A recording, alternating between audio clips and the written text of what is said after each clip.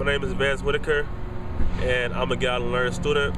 And our theme this semester was survival of wants and needs. When we talk about wants and needs, we think that wants are more important than needs. But that human mindset is leading our global economy in the wrong direction. In economics class, we learned about problems of the current global economy. My solution to fixing this problem of toxins produced by factories that affect the workers, products, and the environment is called zero waste.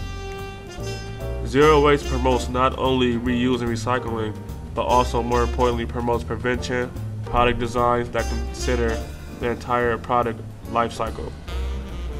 This is a healthy solution because in our current economic model, we are too focused on wants and not focused enough on needs.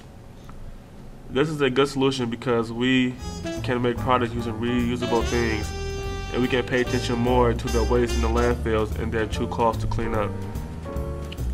Zero waste is not currently practiced on a large scale, but it can help our global economy because it lessens toxic that get put into our products.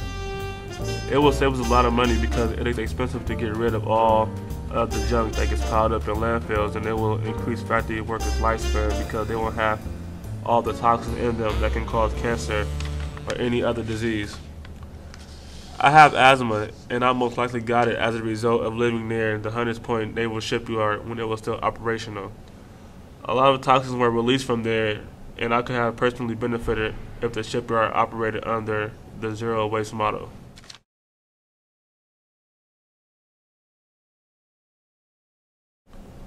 We can make healthy choices by doing things that may challenge our comfort zones. This semester we went rappelling. At the time, it was mostly new faces in class, and I really didn't trust nobody. I had gone rappelling before, but I was still nervous about going down. As a returnee, I knew I could trust the safety system, but I really didn't trust the new students. I got hooked into the system and made my way over the fence. I stood over the edge of the 30-foot rock and looked down, then at my belayer and proclaimed, "Oh hell no." 30 feet looks much higher when you are up on the edge of it.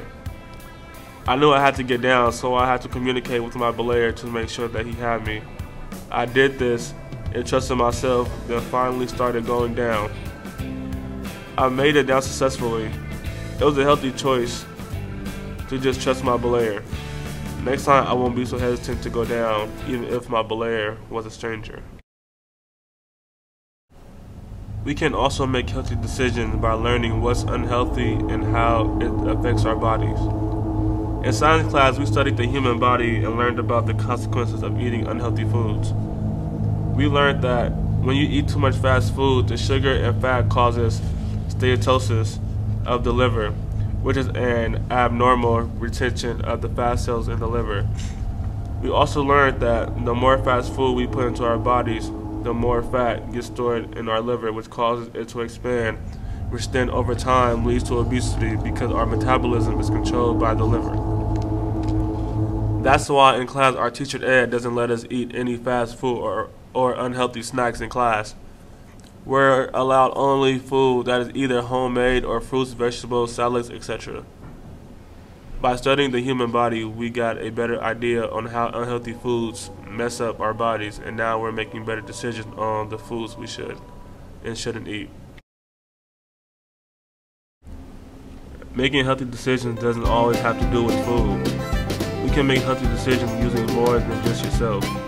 On Thursdays, we participate in leading the ropes course at Fort Miley. One week, we participated in a team building course called the Park Pursuit. We did an activity called the Trolleys. The challenge was to stand on these two boards with your group, use the strings attached to keep balance, and walk. In the beginning, it was difficult. We were all stepping at the wrong time, and some of us were even falling, and some of us started to get frustrated. It would have been easy to walk away instead of continuing, but instead we discussed the problem and the solution. We all agreed to walk together and yell out, "Step!" together, so everybody knew when to step. When we put our plan into action, it worked. We walked across the finish line. It was a healthy choice because we talked out the problem as a group and got through it together.